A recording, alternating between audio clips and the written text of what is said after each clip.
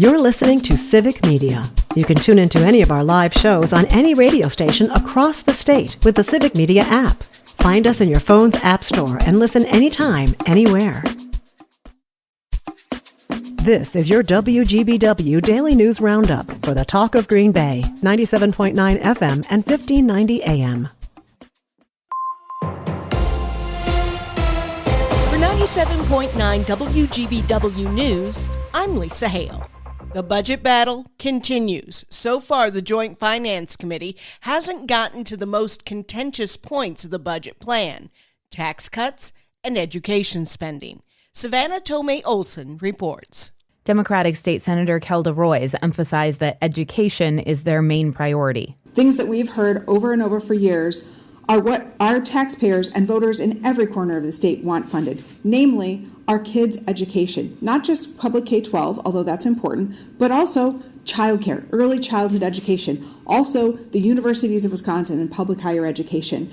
Now, Republicans have made it clear that tax cuts benefiting the wealthiest are their top priority, both here and in Washington, D.C. Meanwhile, Republicans had other priorities in the Tuesday meeting of the Joint Finance Committee, including food inspection and safety. Co-chair Republican State Senator Howard Markline. In the Division of Animal Health, we're going to be adding 3 positions in that part of DATCAP.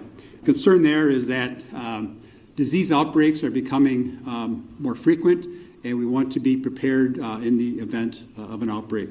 Lawmakers also approved money for youth apprenticeship programs, workforce training grants, and for the Wisconsin Historical Society, which is building a new museum on the Capitol Square.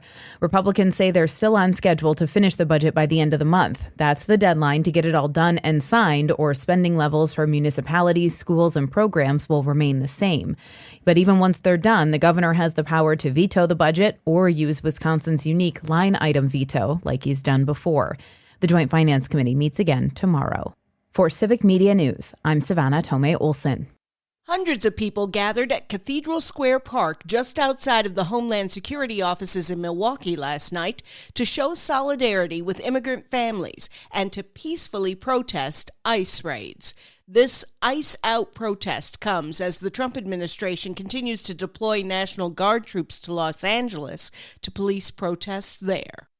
Governor Tony Evers announces a tourism hat trick in Wisconsin with the 3rd record-breaking year in a row. Melissa Kay reports. Wisconsin Department of Tourism Secretary Ann Sayers said the state's tourism industry brought in a record-high $25.8 billion in total economic impact in 2024. This surpassed the previous year's record of $25 billion. This year's tourism hat trick includes a record-breaking amount of state and local revenue, a record-breaking 114.4 million visitors, and a record-high economic impact for tourism. The industry grew 2.2% from last year, supporting 182,000 part-time and full-time jobs across sectors in 2024. In New Wisco, Door County saw a $31.4 million, or over 5% increase in total economic activity over 2023. Some great movies have been filmed here in Wisconsin, but a tax credit could bring more. Here's Joanne Krulatz. A bill to provide a film tax credit in Wisconsin and establish a state film office has moved out of a Senate committee. Wisconsin Tourism Secretary Ann Sayers says the state has lost out on a lot of opportunities because productions don't want to film in the state due to a lack of film credit. Sayers says the department has heard from plenty of producers that they'd like to film in Wisconsin, and now is the time to get the bill made into law. The bill would allow companies to apply for a 30% credit equal to cost of salary or wages for Wisconsin residents working on productions. It's now ready for a vote by the full Senate. A 39-year-old Manitowoc man who is a bus driver for the Valders Area School District is charged with 10 counts of felony possession of child pornography. Justin Zipperer made his initial court appearance Monday.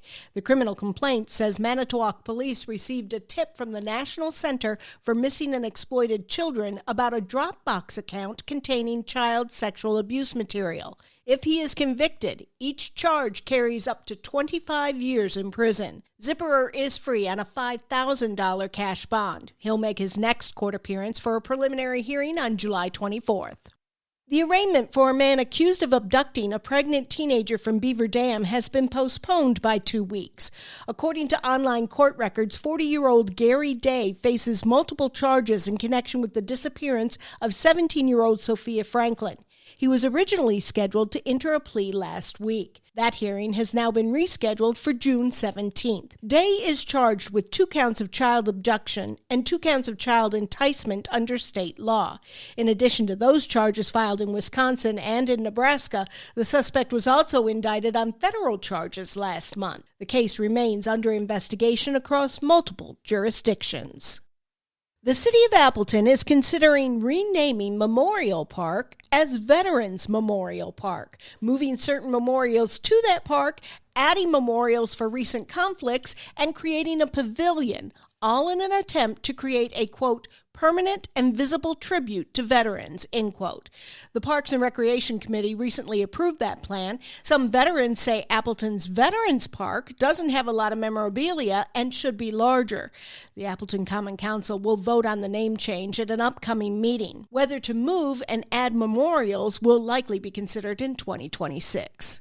Democratic state lawmakers have introduced a package of bills seeking to send a message about resisting the Trump administration's agenda. Among the bills are one to withhold state payments to the federal government if the federal government withholds funding to the state, one to create guardrails on how the state submits personal information to the federal government, and one allowing the state to impose liens on federal properties in response to funding freezes. State Democrats say they know the bills have nearly no chance of moving forward. I'm Lisa Hale, 97.9 WGBW News. For news anytime, log on to WGBW.FM. The Packers minicamp continues. Hi, I'm Mike Clemens with Sports. NFL, day 2 of the Packers minicamp. GM Brian Gutekunst spoke to reporters on the practice field, saying although the team held firm on their offer to Jair Alexander, the two sides met in person on Sunday before the decision to release him. Well, I think we wanted to give it as much time as, again, he's a really good player. And, I think as he came in, had really good conversations with him on Sunday, and I just kind of felt this was what was best. Baseball, the Brewers and Braves series wrapping up today. The Crew with a 4-1 win last night over Atlanta, thanks to home runs by Jake Bowers and Jackson Chourio on FanDuel, Wisconsin. Chourio into center, well struck. It is back and it is gone. Manager Pat Murphy. A lot of good performances. Great to see Chourio. William Contreras was great on both ends. Bowers hit the big homer. In golf, Peyton Albers of Waunakee, the winner of the Division I Boys State High School Golf Tournament. With sports, I'm Mike Clemens. On your entertainment beat, I'm Pete Schwaba. More drama from the Blake Lively-Justin Baldoni legal proceedings. First, last week, Lively dropped 2 claims against Baldoni, the director of It Ends With Us, which Lively starred in and produced. Now a judge has dismissed the director's $400 million counter lawsuit against Lively, her husband Ryan Reynolds, and the couple's publicist. Yahoo Entertainment says this is a major setback for Baldoni. Bottom line, It Ends With Us, the sequel, is probably never going to happen. Sylvester Stewart, also known as Sly Stone, has passed away. The groundbreaking musician was the leader of the band Sly and the Family Stone. The band is known for chart toppers like Dance to the Music, I Want to Take You Higher, and of course, Everyday People. Stewart is considered a pioneer of funk and influenced such musical acts as Prince, Stevie Wonder, Michael Jackson, and the Red Hot Chili Peppers. Sly Stone was 82. Actor and star of Dark Waters Mark Ruffalo has agreed to join the cast of Being Human and is the last name of the film's hero, Judy Human, a disability rights activist from the 1970s. The film will be directed by CODA director Sean Hayter. Ruffalo's part is undisclosed, but is said to be a key role, according to The Hollywood Reporter. Ruffalo is a 4-time Oscar nominee and native Wisconsinite. Can you imagine living in a house that was featured in a famous TV show? Joanne Quintana doesn't have to imagine it because it's real. She lives in the house that was used in Breaking Bad as Walter White's family home. Apparently, she is getting a little tired of people standing outside and staring, so much so that she recently turned a hose on them, and she'll do it again. A video was shared on Instagram by an influencer named Santi, who captured her hosing down gawkers, according to the New York Post. Quintana says she gets so tired of the onlookers, she's listed the home and is asking for $4 million, probably because her water bills are so high. God has apparently taken a break from helping athletes win games and is focused on Hollywood. According to the Crazy Town Tribune, comedian-actress Roseanne Barr is claiming God is the one who told her to send a racist tweet in 2018 that ended up getting her fired from The Conners, which was a reboot of her previous show, Roseanne. Barr says God, by telling her to tweet, helped her wake up. enabling her to be fired from the Connors because she was having nightmares about the show. So God wanted her to send a racist tweet. God still apparently made the Connors quite successful without her, which is odd. If you're like me, you're wondering what exactly is God's angle here, as the Supreme Being remained pretty hands-off when it came to other sitcoms like Seinfeld or Modern Family. Barr also admitted to being on a mixture of Ambien and alcohol on the night of the tweet, which probably made it a little harder for God to wake her. Folks, apologies are out, and nowadays it's about the double down, and this is one of the most convoluted I've ever seen. For more showbiz fun, tune into Nightlight with me, Pete Schwaba, weeknights from 6 to 8 p.m. on the Civic Media Radio Network. Mostly sunny today with a high in the upper 70s to near 80 this afternoon. Tonight, scattered showers and thunderstorms are low in the mid to upper 50s. Tomorrow, mostly cloudy and quite a bit cooler with a few scattered showers. Our high tomorrow in the mid to upper 60s. I'm meteorologist Sean Cable. Currently, it's 69. That's your WGBW Daily News Roundup from Civic Media. Subscribe to this podcast on Spotify, Apple, or wherever you find your podcasts. Find more news at WGBW.FM. The national news cycle never stops, but it can be hard to find news about your local community. Civic Media is dedicated to providing quality local and state news coverage across Wisconsin. With the Civic Media app, you can get notifications about local stories that matter to you and your community. Find the free Civic Media app in your phone's app store and choose notifications from the menu to tell us what kind of news you want to hear about.